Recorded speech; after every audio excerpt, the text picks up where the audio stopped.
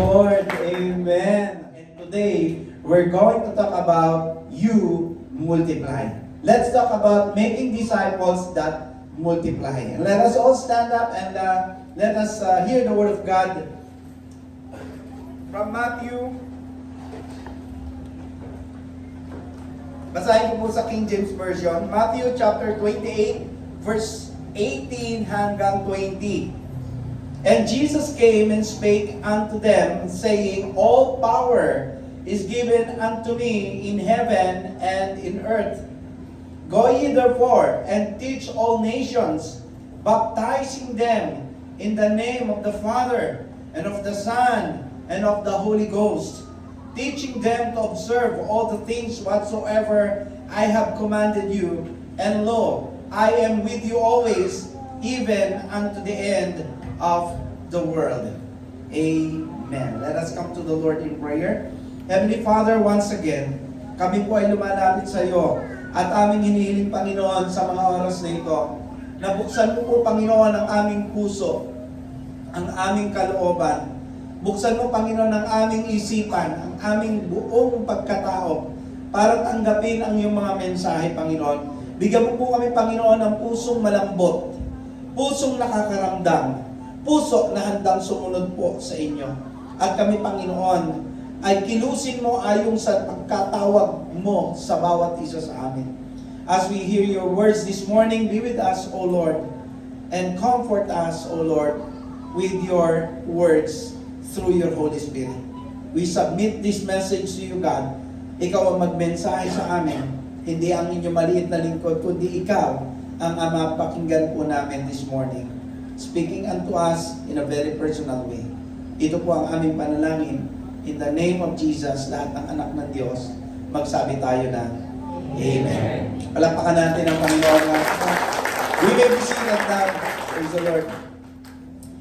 Isa sa pinakamalaking pagkakamali po na maraming Christians ngayon, ay ang pag-iisip po na ang success ng Christianity ay nasusukat sa dami ng attendance, sa dami ng dumadalo, o sa dami po ng events, o sa dami po ng programa. No? Pero ang huling bilin ni Jesus ay maliwanag po. Hindi po yung pag-build ng crowds, hindi po yung pag-create ng programs, hindi po yung pag-build ng iba't ibang activities ang binili niya. Maliwanag po na binasa natin kanina na ang bilin ng Panginoon, sabi niya, make disciples. Make disciples. Ito po yung mission po natin. Now, let me give you the context of this text na binasa po natin kasi mahalaga maintindihan po natin yung setting o yung background ng passage po na ito. This happened after Jesus resurrected from the dead.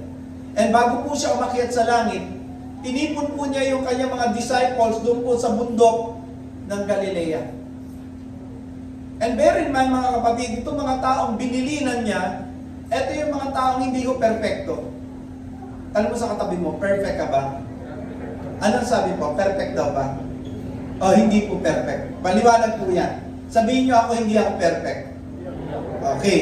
So ang binilinan ng Panginoon, katulad ho natin, they were also imperfect people like us. Ito po yung mga binilinan niya, mga duwag. Duwag ka ba? Duwag. Sinong duwag? Oo, iba, ayaw po umamin.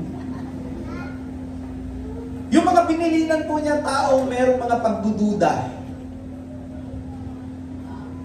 Mga binilinan po niya yung mga taong bagsak, mga taong nag-fail, mga taong actually tumakbo noong panahon na si Jesus po ay papako sa krus. Natakot po sila. And yet, mga kapatid, sila yung binilinan ni Jesus para baguhin ang mundo. Minsan mag-iisip ka biruin mo, yung duwag, yung nagdududa, yung nagtatwa, yung tumakbo nung ipapako si Jesus, sila yung binilinan. Aba, napakaganda pong lesson po na tinuturo nito sa atin. Alam niyo po kung ano yun? Hindi po naghahanap si Jesus ng perfect vessels. Naghahanap siya ng willing vessels. That's the lesson. Hindi po hinahanap ni Jesus yung perfect. Katulad mo, katulad po nila, hindi ho tayo perfect. Pero ang hinahanap ng Panginoon, willingness. Yung willing vessel. And bago umalis ang Panginoon, binigyan niya sila ng misyon na until now ay nagpapatuloy. Ano po yung mission po na yon? Sabi po, go and make disciples. Ang ibig sabihin mga kapatid, ang Christian life ay hindi lang tungkol sa pag-attend. Hindi lang po ito tungkol sa pagtanggap ng blessing. Ang Christian life po ay hindi lang po tungkol sa personal growth. Ito po ay tungkol sa pagpapasa ng buhay na tinanggap mo mula kay Kristo. It's about passing your life to another person. That's what we call discipleship. Pagka po ikaw ay disciple ni Jesus, dapat meron kang ibang inaakay patungo sa Kanya. Okay? May iba kang pinalalago ang pananampalataya. Diba? Meron kang ibang tinuturuan, magtuturo din po sa iba. Dahil ang tunay po na discipleship, hindi po natatapos sa addition. Ang tunay po na discipleship, nauuwi sa tinatawag po nating multiplication. Dumadami ka. Sa palagay mo, ilan na ang na-disciple mo? Ilan na ang dumami na naging katulad mo? Ilan na po? Marami na po kaya? Marami na kaya? Alam nyo, noong pong high school ako, meron po akong kaklase na kung tawagin po ay BI. Alam niyo po yung BI? Bad influence. Ang lakas po niyang makapagparami. Noong una, isa lang siya. Pero nagkaroon ng kaibigan. Naging dalawa na silang BI. Bad influence. Ang bilis magparami ng masama. Ito po ang tanong ko. Ilan po naman kaya yung napaparami natin dahil tayo po ay disciple ni Lord? Ilan na po kaya ang napagpasahan natin ng buhay natin, at naging katulad na rin po natin? Ilan na po kaya sila? Now, here are several things that we need to keep in mind about making disciples that will multiply. Number one, una po, discipleship starts with Christ's authority. Sabi ni Jesus, I have been given all authority in heaven and on earth. Yung binasa ko na sa verse 18. The mission of discipleship rests on the authority of the Lord Jesus Christ. Napansin niyo po ba yun? Bago sinabi ni Jesus yung go, ipinaalala muna niya kung sino siya. Okay? Sabi niya, I have been given all authority. Now, hindi po ito ordinaryong authority, mga kapatid. This is an absolute authority. Authority over heaven, authority over earth, authority over demons, authority over sickness, authority over sin, and authority over death. Ang ibig sabihin, mga kapatid, ang misyon na pinagagawa po sa atin, hindi po yan nakabase sa confidence natin, kundi nakabase po yan sa authority ni Jesus Christ. Ito po problema. Maraming believers ang tahimik. Christian sila, pero tahimik. Hindi sila nagsasalita tungkol sa faith nila. Maraming Christians ang ayaw ikwento yung faith po nila. Kasi ang sabi nila, hindi naman ako magaling magsalita. Hindi ko kabisado ang Bible. Natatakot ako, baka mamaya ma-reject ako o hindi nila ako pansinin. Teka muna, tandaan po natin mga kapatid, hindi ikaw ang source ng authority, so hindi ikaw ang magdi-decide. Klaro ho ba yun? Maliwanag po ba sa atin? Hindi ikaw magdi-decide kung dapat ka bang mag-share o hindi kasi mahiyain ka o ikaw ba ay magaling sa Bible, hindi po ikaw ang authority. Gusto po maging maliwanag po sa atin, ang pinaghuhugutan po natin ng power and authority kung bakit gagawin mo yung pagdi-disciple na iniutos ni Jesus, hindi dahil magaling ka, hindi dahil matapang ka, hindi dahil marami kang alam sa Bible, kundi dahil yung authority ni Jesus Christ ay nasa sa'yo. Tignan niyo si Moses. Nang tawagin siya ng Diyos, parang katulad din natin. Si Moses, ang daming dahilan. Ang sabi ni Moses, hindi ako mahusay magsalita, Lord. Sabi niya, paano po kung hindi sila maniwala? Ang sabi ni Moses, Lord, pwede ba pumili ka na lang ng iba? Sino po dito yung mahiling magturo? Pagka binibigyan ng ministry, ako lang siya, ano na lang po. Sino po dito mahiling magturo? Umamin na kayo. Sabi mo sa katabi mo, parang ikaw yung topic ngayon. Mahilig magturo. natin, ang authority tayo. Kaya pag binibigyan po tayo ng tungkulin, tinuturo po natin yung iba. Para tayo si Moses. Pero hindi po sinabi ng Diyos na, Moses, maniwala ka sa sarili mo. Believe on yourself. Hindi po ganun ang sinabi ni Lord kay Moses. Hindi po. Ang sabi po ng Diyos ay ganito, I will be with you. Exodus chapter 3, verse 12. The authority came from God, not from Moses. And ganun din po tayo ngayon. Ang authority to make disciple, hindi galing sa'yo. Ito po ay galing sa Panginoong Jesucristo. Alam niyo po yung parang delivery rider? Yung delivery rider, may authorization yan galing sa company. So it doesn't matter kung mahiyain ba siya ba ay magaling mag-drive, doesn't matter. Actually, what matters most ay yung pong authority na ibinigay sa kanya ng company. Hindi po siya basta-basta papasok sa subdivision dahil feeling niya magaling siya mag-drive. Bakit pumasok ka dito? Siyempre magaling ako mag-drive. Di ba sasabihin niya? Pag pinara siya ng guard, bakit ka pumasok dito? Anong kailangan mo? Hindi nyo na itatanong matapang ho ako? Hindi yung gano'n. Palagay nyo ba yung delivery rider, papasok sa isang subdivision, ikakatuwiran niya, pogi siya, di ba? Malakas ang loob niya, nag-aral siya, mahusay siya mag-drive. It doesn't matter at all. Pagdating po doon sa gate, what matters most to the guard ay yung authority. Sino ang nagbigay sa ng otoridad para pumasok sa village na ito? Kaya po yung delivery rider, wala ho yung pakialam sa sarili niya. Ang pakialam ho niya, pumapasok siya sa subdivision kasi may dala siyang authorization. Ganon din po tayo. Kapag nagbabahagi tayo ng gospel, hindi tayo self-appointed. We were sent by Christ Himself. Kaya walang pakialam dito, mahihain ka ba, matapang ka ba, matalino ka ba, mahusay ba? Hindi po yun. Christ give you the authority. And so, stop underestimating what God can do through you. Stop waiting na maging perfect ang situation bago ka mag-share. And trust the authority of Jesus more than your weakness. Sometimes, minamagnify natin masyado yung weakness natin Hindi po yun. Ang atin pong bigyan ng pansin ay yung authority na binigay sa atin ni Jesus. Nasa school ka, you have the authority to share the gospel to your classmate. Nasa office ka, may mga office mates ka, God has given you authority to share Him to your office mates. May kapitbahay ka, God has given you the authority to share the Lord Jesus Christ to your neighbor. So hindi po mahalaga kung mahigain ka ba, matapang ka pa, matalino ba, hindi yung tungkol sa'yo. This is all about the authority that you have received from the Lord Jesus Christ. So this week, mag-pray ka intentionally. Sabihin mo, Lord, ipakilala mo sa akin kung sino yung dapat kong ma-disciple at gamitin mo ko kahit kinakabahan ako. Sino po dito yung kinakabahan pag mag-share? Sino po? Ako po, aamin po ako sa inyo, kinakabahan po ako. Itong itsura ko na to, kinakabahan pa ako to. Hindi ako nagbibiro. Just to share with you, Sister Carol na malengke kahapon. Alam niyo, problema sa San Pedro, wala kang parking, pero meron kang palengke. May palengke, walang parking. Kaya one time, naguhulihan doon. Kinausap ko yung authority na nanguhuli at nagsusulat ng mga sabi ko, sir, pwede ko kayo makausap. Sa akin, sir, bakit po?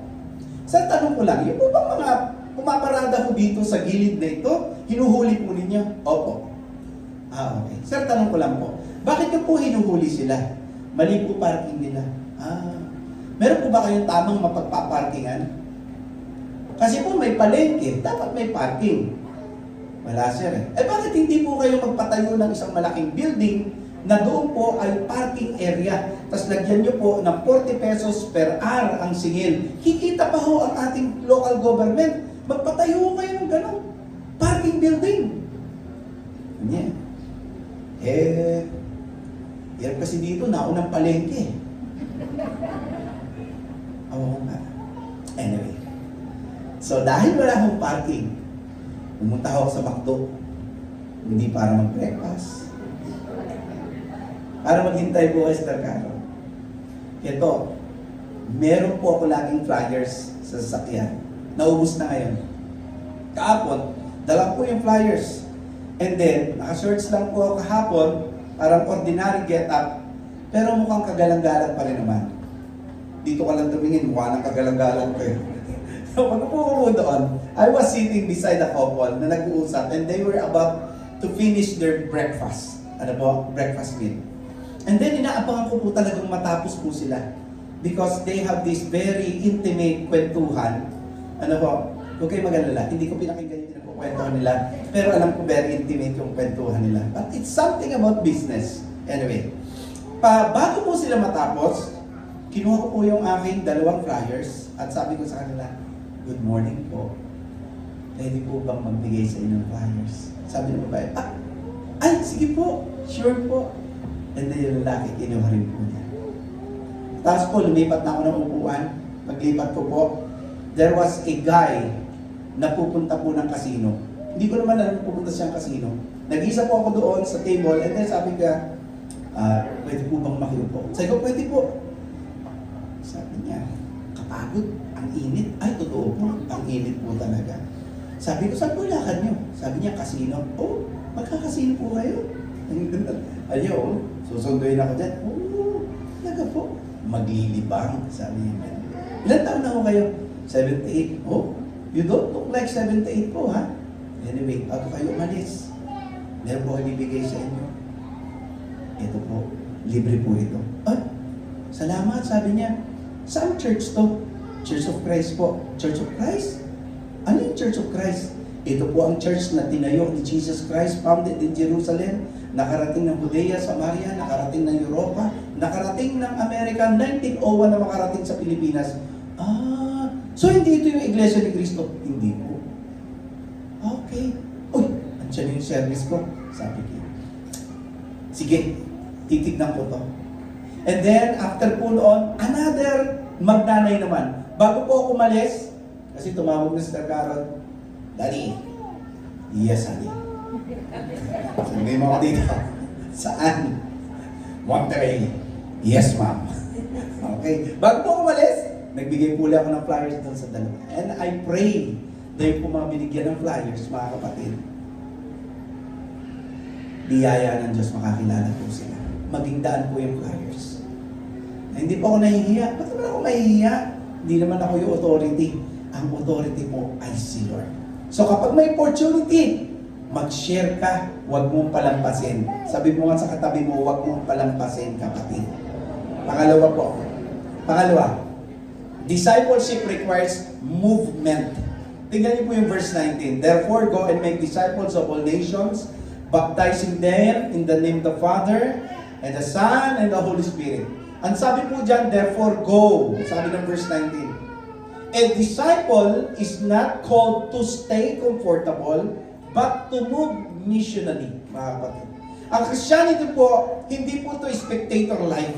Hindi po tinawag tayo para umupo lang, para makinig lang every Sunday at tumanggap. Hindi po. Tayo po ay tinawag para ipadala. Okay? Ang salitang go po, mga kapatid, ay action word. Ibig po sabihin, merong movement, no po, may initiative, at merong intentionality. Halimbawa po yung Thursday. Alam niyo ba mayroong tayong kabola, ka-Bible? Kapangunan ni Pastor Git.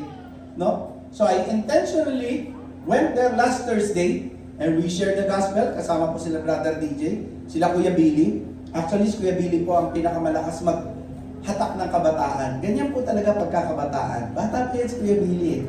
Lakas maghatak ng kabataan. So ang dami po doon. There were about 15 to 18 or 20 na kabataan and we have the opportunity para i-share yung gospel that time. So grab natin yung opportunity mag-share ng gospel.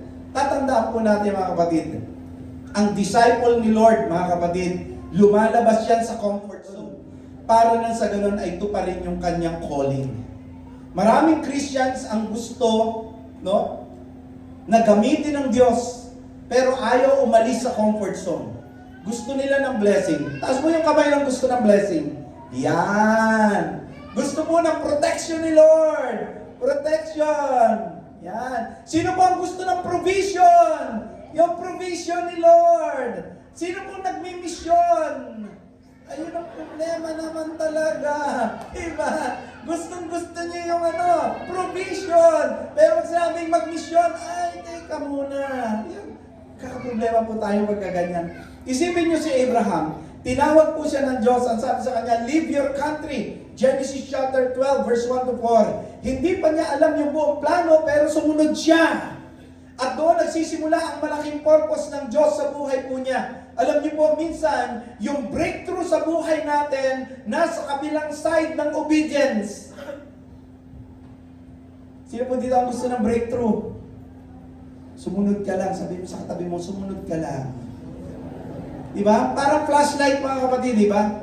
Walang silbi ang flashlight kung naka-off, nakatago sa drawer. Uy, relate tayo dyan, diba? Nitong nakaraan po, nagpa-brown out. Sino po dito nakaranas ng brown out? Tapos nagpalamig sa mall. Okay, ako hindi sa mall, nagpalamig po sa isang food chain. Huwag po kayo mag-alala, kasama po hindi tayo nagkita-kita. Nung nag-brown out po, ano po, siyempre hindi ka naman nakahanda. Yung cellphone mo, no, tinitipid mo yung battery. Bakit po? Baka hindi bumalik agad yung kuryente, so wala kang gagamitin. Pag ginawa po namin that time, nag-ikot po kami kung saan kami pwede magtambay kasi po napakainit. And also, noong time na yun, hindi pa kami naghahapunan. So nakapaghapunan po kami mga around 12 na ng madaling araw. Ikot-ikot po kami. Buti na lang po, mayroong mga 24 hours food chain. So kumain po kami doon. Doon muna po kami nagstay hanggang magkaroon ng ilaw. Parang flashlight, like what I've said, ano mga kapatid. Kung nag-brown out, pero yung flashlight mo, walang silbi, dahil nakatago, siguradong hindi mo makikita kung saan ka pupunta. Ano po? The purpose of light is to shine where there is darkness. Ganon din po ang believer. Sabi mo nga sa katabi mo, ganon ka din. Tama. Hindi ka iniligtas ni Lord para maging comfortable. Niligtas ka niya para maging ilaw. Sabi mo sa katabi mo, ilaw ka. Amen. Amen po ba? So, treat your workplace, mga kapatid, as mission field. Treat your classroom as mission field. Treat your family as mission field. And stop waiting for perfect time. So, this week, mga kapatid, intentional kang kumausap ng isang tao tungkol kay Lord. Hindi kailangan mag-preach agad. Just start a simple flyer, katulad ng ginawa ng inyong lingkod. A flyer about goodness and bad news. Let's start with what we call encouragement. Baka yung tao kailangan po ng panalangin. Doon tayo magsimula. At i-share po natin yung kabutihan ng Diyos. Tanong ko po, mabuti po ba ang Diyos sa inyo? Na i-share nyo naman. Na mabuti ang Diyos sa inyo. Hindi masyado Alam niyo, yan po ang problema sa atin Minsan mag-uusap-usap tayo, pinag-uusapan natin, uy! Nagbarilan sa Senado! Ayun na naman ngayon. Ano naman na itulong nun sa'yo? Ano, pumayapa ba isip mo nang barilan sila? O nagbigay ng warning shot? Uy, nagkakagulo na sa Senado! O ano naman na itulong nun sa'yo?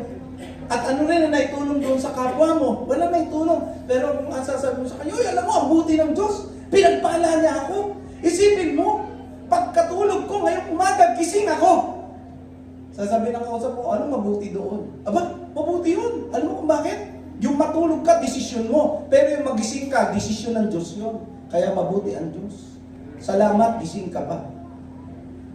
May purpose ang Diyos sa buhay mo. Amen po ba? Dapat ganun. Alam niyo po, hindi po natin mababago ang Pilipinas kung ang ating pag-uusapan ay yung kaguluhan sa politika. Pero kung ay kukwento po ninyo ay kung paano kayo binago ni Kristo, mababago ang Pilipinas. Magkakaroon ng pag-asa ang kapwa nyo. Ang ganda ng kwento nung si Pastor Jonathan. Gusto ko maging ganun. Bakit? Kasi alam mo dati, nung wala pa siya sa Panginoon, salbahe pala siya. Masamang tao siya. Pero alam mo, nung makakilala siya sa Panginoon, binago siya.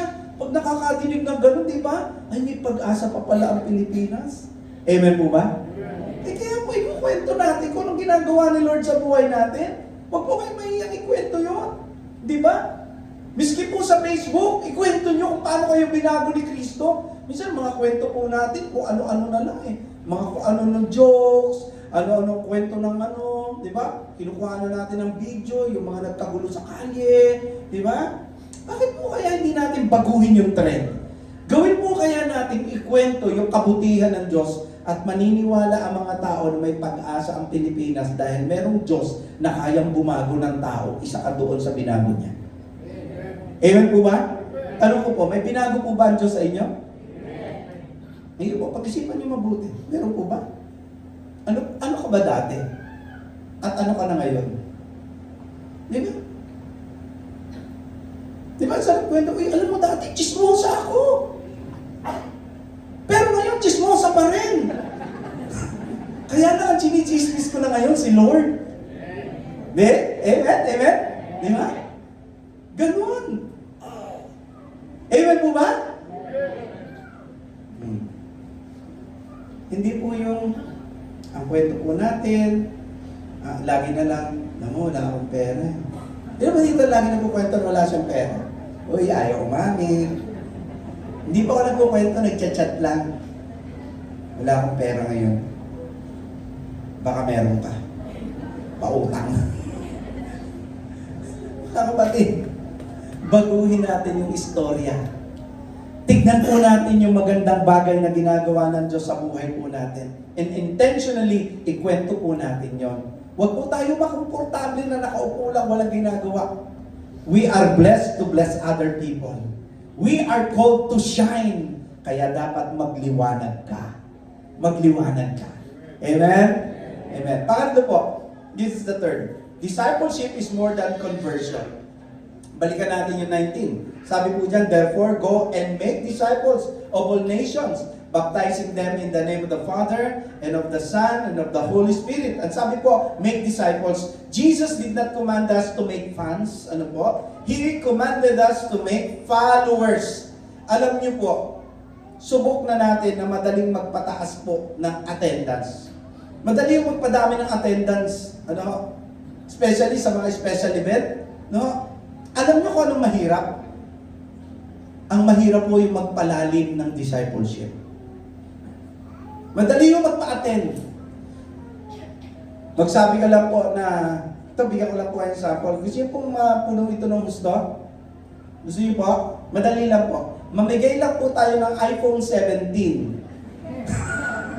Opo, madali lang. Halimbawa po, maglagay po tayo sa Facebook, sa Church of Christ San Pedro, sa darating na May 31, mamimigay ng iPhone 17. Ang unang 200 katao ay makatatanggap po ng iPhone 17. Tingin niyo po, mag-uunahan kaya sila? O, hindi madali lang. Ito problema. Madali po mag-invite ng tao eh.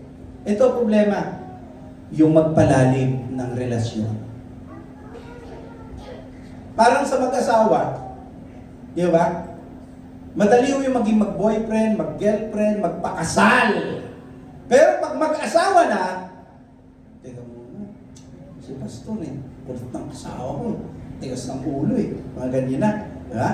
Naireklamo ka na, samantalang muna, tontuwa ka, na yun na mapapangasawa mo. Ngayong asawa mo na makulit na, pasaway, madaldal, no? Hanggang panaginip, sinisermonan ka, tulog na, dinadaldalan ka. Ano mo yun? Pag ganyan. Mahirap po magpalalim. Pero ano pong utos dito? Make disciple. Alam nyo, subok na po natin to eh.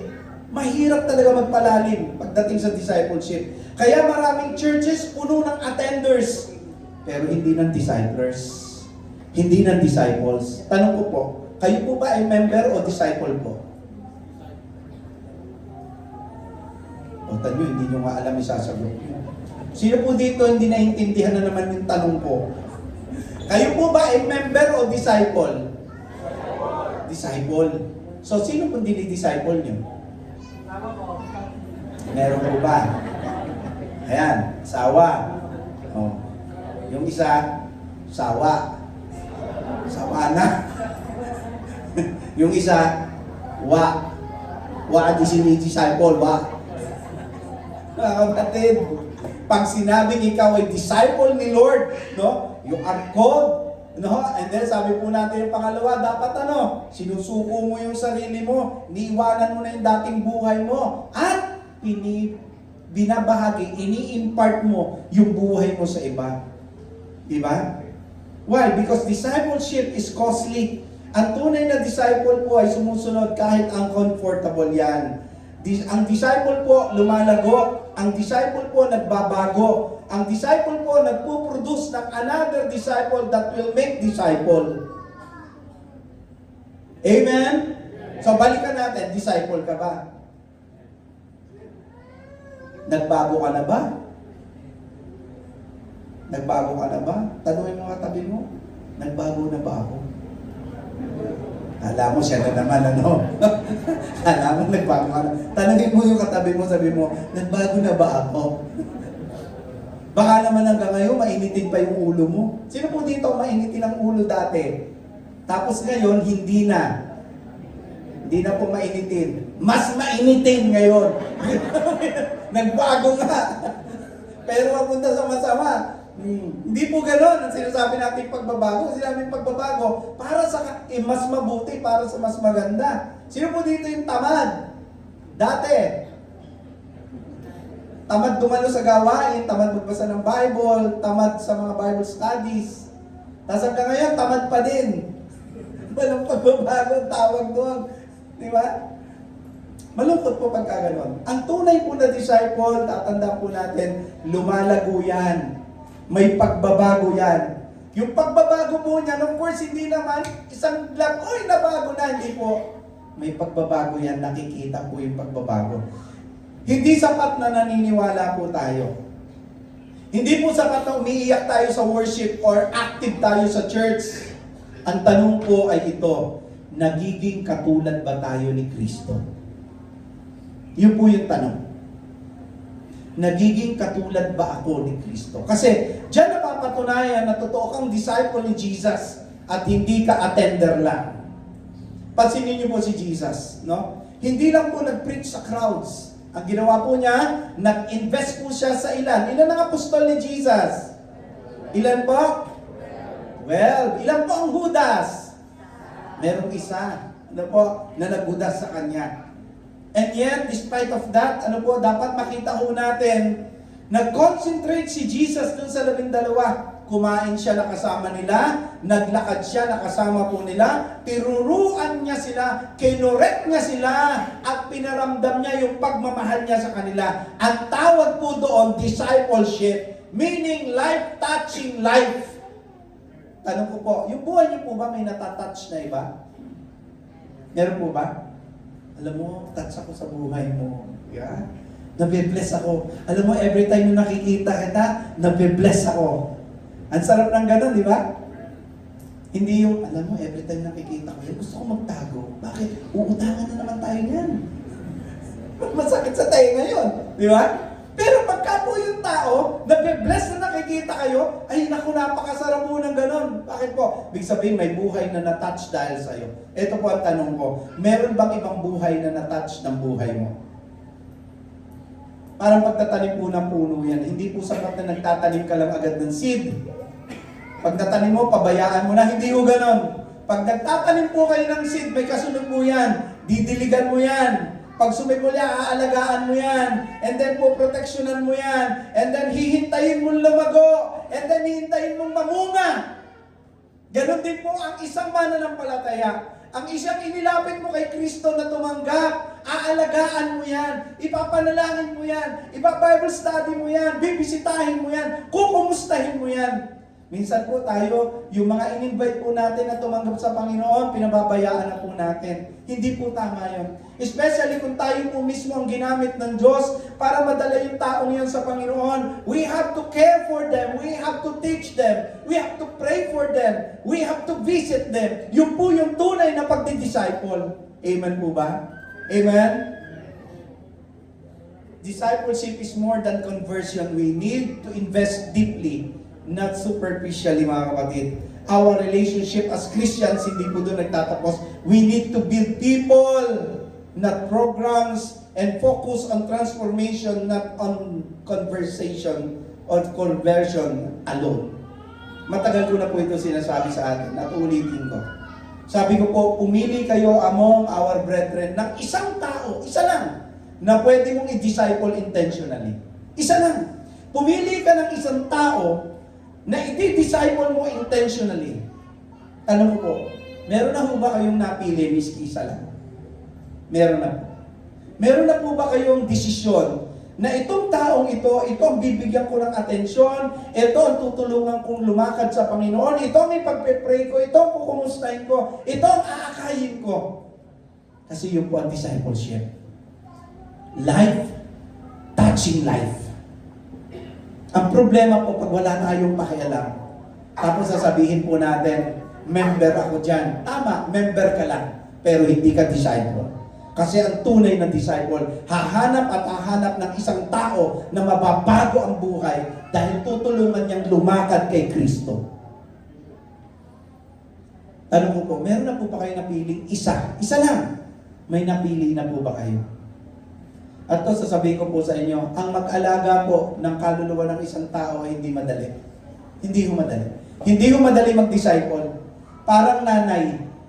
Hindi ho madali mag-alaga ng bata. Tama po ba mga nanay? Tama po ba? Hindi ho.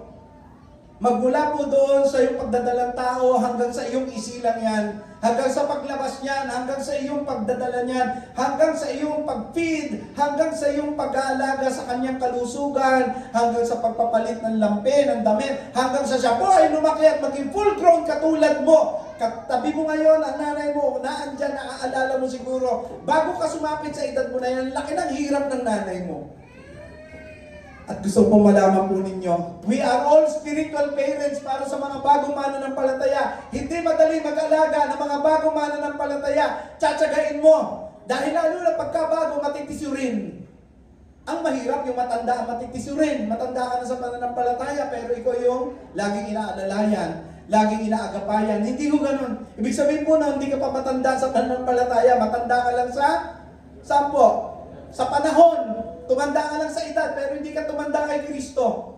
Mga kapatid, hindi ko ganun kadali. Pero kung tayo po ay merong goal, na yung buhay po natin makatouch ng buhay ng iba, maniwala po kayo sa akin, sabi ng Panginoon, sasamahan kita. So sa bawat ginagawa po natin, kasama po natin ang Panginoon. Sa bawat taong dinidisciple po natin, kasama natin ang Panginoon. Sabi ng Lord, and lo, I am with you always, to the very end of the earth.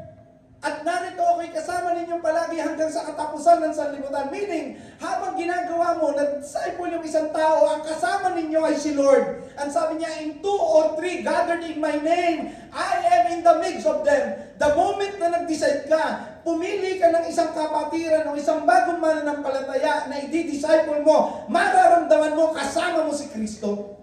Sometimes hindi natin maramdaman yung kilos ng Diyos. At nagre-reklamo tayo, nagsasabi tayo na, bakit ganun? Parang hindi ako na-bless. Bakit ganun? Parang hindi ko naramdaman ng Diyos. It is because wala kang dinidisciple. It is because wala kang tinututukan na isa. Ang tutok mo, sarili mo. Kapatid, pag ang tutok mo, sarili mo, walang touch ng life sa buhay ng iba.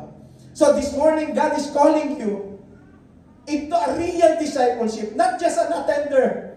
You can always attend here. Every Sunday, every Wednesday, every activity. Pero ito ang tanong, disciple ka ba talaga o attender ka lang?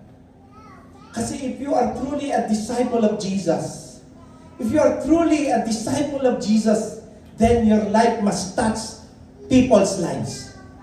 Dapat may buhay na nababago dahil sa buhay mo. Pangapat po, discipleship requires obedience. Sabi mo nga sa katabi mo, huwag matigas ang ulo. Sino po umaamin dito bukod sa akin, matigas ang ulo? Ay kung hindi po ako binago ni Kristo, matigas pa rin ulo ko. Ano sabi ng verse 20? Look at this verse. Teach these new disciples. Look at this. Teach these new disciples to obey all the commands I have given you. And be sure of this, I am with you always, even to the ends of the age. Teaching them, teaching the new disciples to obey. Sabi po ng verse 20. Biblical teaching is not complete until it produces obedience. Biblical teaching is not complete until it produces obedience. And napakaraming Christians ngayon na maraming alam sa Bible, maraming pinopost sa social media, pero kulang sa application. Maraming verses sa isip, pero walang nababago sa buhay. Alam nyo, hindi po impress ang Diyos sa dami ng verse na alam natin. Ang gusto po niya, transform life.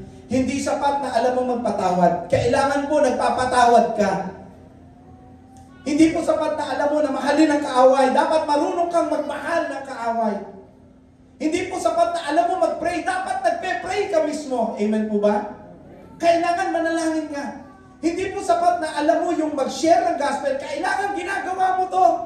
Hindi po sapat na alam mo yung Matthew chapter 28 verse 19 hanggang 20. Dapat ina-apply po natin ito.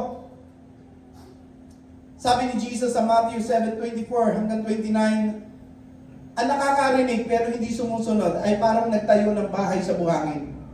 Pero yung sumusunod daw po parang nagtayo ng bahay sa ibabaw ng bato. Obedience is foundation.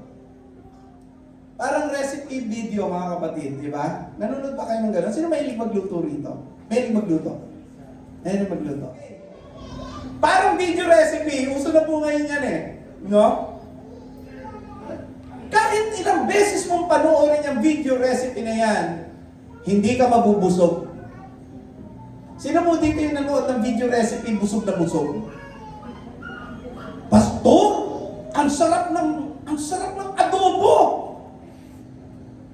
Nakita ko po sa isang video kung paano po ginawa yung adobo. Pastor, ang sarap! Ang sarap! Nabusog ka? Tipo, mukhang masarap lang. Alam mo, hindi ka mabubusog. Bakit? Hanggat hindi mo niluluto yung napapanood mo, hindi mo yung matitikman. Ganun din po sa Word of God. Kahit ilang beses mo yung pakinggan, kahit ilang beses mo yung basahin, kahit ilang beses ko yung i-preach, kung hindi mo susundin, hindi mababago at hindi mo matitikman yung magandang plano ng Diyos sa buhay mo. Mga kapatid, blessing comes through obedience. So, be an example for being a teacher.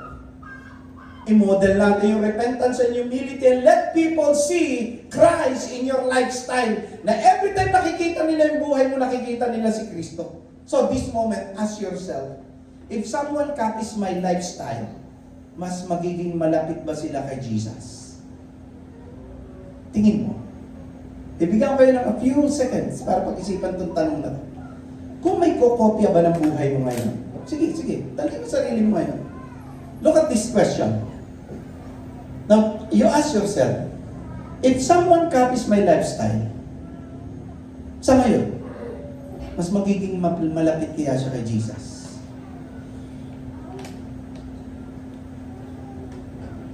Minsan, alam niyo po, yung pagsunod,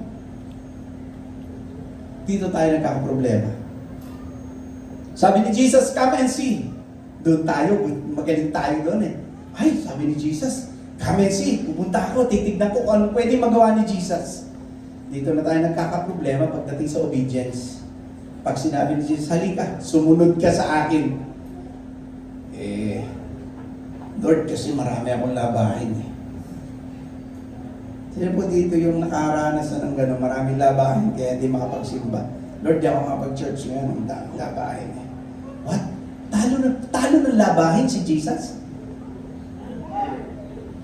Mas panalo yung labahin? Sunday ngayon. Mga pastor kasi Monday, wala akong gagamitin eh. Talo ng labahin si Jesus? Naisip niyo po ba yun? Pastor, di ko na makakatin ngayon. Bakit po? May outing. Talo ng outing si Jesus? Ha? Sabi mo, mukhang ako yata yun na. Ako ba yung pastor? Hindi ko alam. Pastor, di mo na ako makakatin. Obedience ang problema natin. Pastor, di mo na ako makakatin. Bakit? Pastor, maraming trabaho. Talo ng trabaho si Jesus? Ha? Talo siya. Kama, mga kapatid. Tanong ko po, sinong panalo sa buhay nyo? Malalaman mo lang kung sino yung panalo, kung sino yung sinusunod mo eh. Pag si Jesus ang sinusunod mo, panalo si Jesus.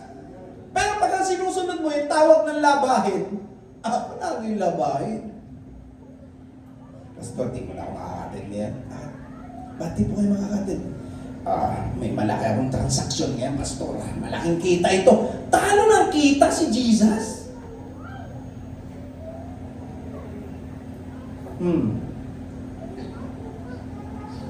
Siguro sabi natin ngayon, Pastor, ba't ganun yung turo mo? Parang nakaka-pressure. Para naman pinapressure kami. Sige nga. Sige. Hahamunin kita ngayon. Ayaw mo ng ganyang pressure. Palit na lang kayo ni Jesus. Si Jesus, matindi ang pressure na inabot. Iligtas lang yung kaluluwa mo. Ngayon tatanungin kita. Papayag ka ba? Ikaw na lang ang ipapako sa krus at mamamatay. Para hindi ma-pressure ka ngayon. Tapos yung pressure ngayon, si Jesus na lang. Siya maglalaba, siya, ano yun? Papayag ka ba naman? Mga kapatid, minsan, hindi ko maintindihan. Ang babaw ng ating pressure, hindi natin naiisip na yung pressure na inabot ni Jesus para lang iligtas tayo, sobrang tindi. Tanong ko po kayo, mas matindi po ba yung pressure na inabot nyo ngayon kaysa sa inabot ni Jesus? Palit kaya kayo, ikaw kaya ipako sa krus. Para at least hindi pressure yung paglalaba, pressure yung trabaho. Yung mga pressure na sinasabi natin, ang liliit lang na bagay niyan. Mas okay na yung ma-pressure ka ngayon ng ganyan, kaysa yung ma-pressure na ikaw yung ipapako sa krus. Sino mo dito ang gusto ipapako sa krus? Sino po? Mamaya po, papagawa tayo. Papako natin. Wala nga po eh. Grabe po ang hirap nung sa cross. Kaya po kung ang problema lang po natin ay labahin, picnic, aya ng kaibigan, may lakad ang ganito. Huwag niyong hayaan na matalo po yung Panginoon ninyo, yung Panginoon natin, nang dahilan sa imbitasyon na to. Pastor, nakaka-pressure eh. Okay lang yan. Kesa ikaw ang ma-pressure dahil papako ka sa krus. Last na po ito. Are you still with me, church?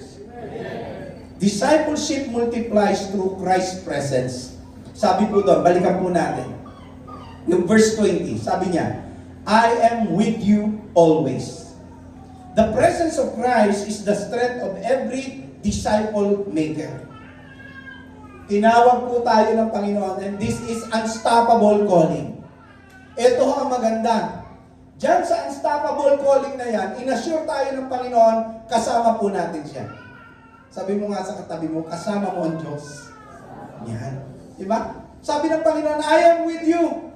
Napakalaking comfort po nito dahil ang mga disciples, mga kapatid, katulad po natin, napapagod, napaprostrate, nadidiscourage. Pero pag nalaman mo na kasama mo ang Panginoon, ito nagbibigay ng lakas sa iyo. Kasi may mga taong na-encounter po tayo na matigas ang ulo, matigas ang puso, paulit-ulit sa pagkakasala, di ba? Sinasabihan mo, ayaw makinig. Kung minsan mismo ikaw nadidisappoint ka sa sarili mo, di ba? Pero ang misyon ay hindi nakadepende sa lakas po natin, nakadepende sa presence ni Jesus. Doon sa Matthew chapter 14, verse 22 to 33, nung yung disciples po ay humarap, sa matinding bagyo. Natakot po sila habang binabagyo sila o binabayo sila ng malakas na hangin at alon. Pero nung makita po nila si Jesus, nagkaroon po sila ng peace. Nawala po yung takot. The presence of Christ changes fear into courage. Parang bata po. Di ba ang bata po takot sa dilim? Totoo po ba yan? Totoo ba yan? Takot ang bata sa dilim. Pero kahit na po madilim, yung takot niya mawawala pag alam niyang kasama niya yung kanyang magulang. It's the same thing, mga kapatid. Hindi lagi mawawala ang difficulty, ang pressure sa pag-akay sa tao. Pero pag alam mo kasama mo si Lord, nawawala po yung takot. Amen po ba? Sabi mo nga sa tabi mo, huwag kang matakot kasama mo si Lord. So depend on prayer. Every day. Don't disciple people on your own trust and strength, mga kapatid. Huwag kang magtiwala sa sarili mo. Hindi mo kakayanin talaga. Kung nagdi-disciple kayo, ang kasama ninyo ay ang presence ng Panginoon, doon ka dumipende. Stay connected to Jesus. Before every ministry, before every conversion, mga kapatid, before every Bible study, laging mag-pray. Lagi mong sabihin, Jesus, samahan mo ako. Nagpe-pray ko ba kayo ng gano'n? Always ask the Lord to be with you. Now here's my challenge. Ang tunay po na disciple, hindi lang siya saved, hindi lang po siya growing, hindi lang siya serving, siya po ay multiplying. Sabi mo sa katabi mo, mag-multiply ka, kapatid. Amen, di ba? Alam niyo, kung lahat po tayo magdi-disciple ng isa, ang bawat isa po ay magdi-disciple din, imagine po yung impact. The gospel spreads through multiplication. Hindi mo kailangan maging famous, maging theologian, hindi mo kailangan maging perfect. Ang kailangan mo lang maging available. No? Because Christianity was never designed to stop with you. Remember, we have this unstoppable calling. And this month, God calls us, no, to this calling. You are called, you surrender, you grow, and you multiply. Ikaw ang tunay na disciple. Hindi ka lang tinawag, hindi ka lang susuko, hindi ka lang personal na lalago. Ikaw po ay mag-aakay ng dadalhin kay Kristo because discipleship is not complete until it multiplies. Ang discipleship po ay hindi kompleto hanggat hindi po ito nagmumultiply.